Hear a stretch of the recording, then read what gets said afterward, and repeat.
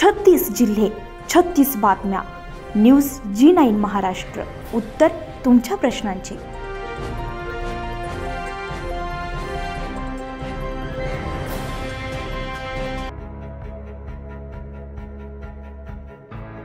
शैक्षणिक पदवीधर आमदार सत्यजित तांबे आणि प्राध्यापक हितेश पाटील सर आज जळगाव जिल्ह्याच्या दौऱ्यावर असताना बोदवड तालुक्यातील जामठी ची.स. महाजन माध्यमिक आणि उच्च माध्यमिक विद्यालयाला त्यांनी सदिच्छा भेट दिली आहे.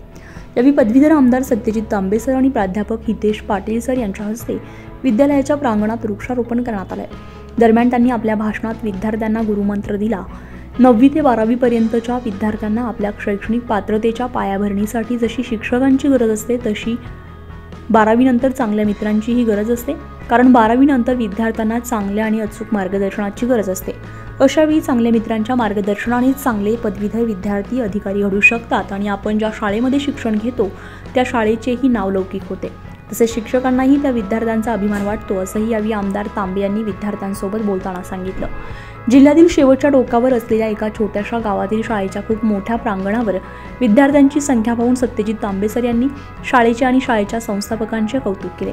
तसेच सत्यजित तांबे यांनी सर्व शिक्षकांना भेटून त्यांच्याशी त्यांच्या अडीअडचणींविषयी जाणून घेतलं आणि येत्या 6 तारखेला जळगाव येथे शिक्षण अधिकारी यांच्यासोबत मीटिंगमध्ये चर्चा करेल, असंही त्यांनी सांगितलं. विद्यालयाचे अध्यक्ष कैलास सत्रे यांनी आमदार सत्यजित तांबे यांना श्रीफळ, शाल, पुष्पगुच्छ देऊन स्वागत केलं. यावेळी सचिव भगवान महाजन, प्राध्यापक हितेश पाटील सर, मुख्याध्यापक के.आर. पाटील सर, पर्यवेक्षक Koli sir, Umbarkar sir, Satre sir, Chaudhari sir, Sarode sir, Pawar sir, Rajendrabhau Shelke, Shiva Patil, Vishal Savkare, Ashish Sonawane, सर्व शिक्षक वृंद आणि शिक्षिका, विद्यार्थी उपस्थित होते. आपल्या महाराष्ट्राच्या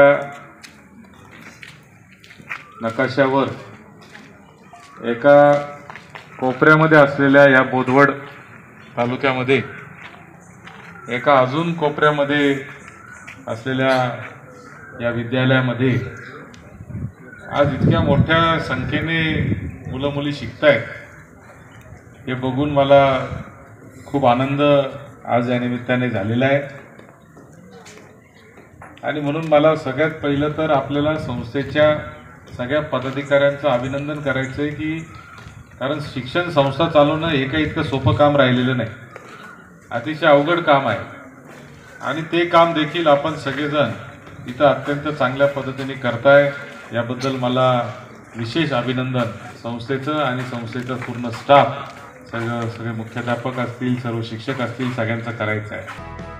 न्यूज G9 महाराष्ट्रासाठी प्रतिनिधी ईश्वर वाणी, जळगाव, बोदवड.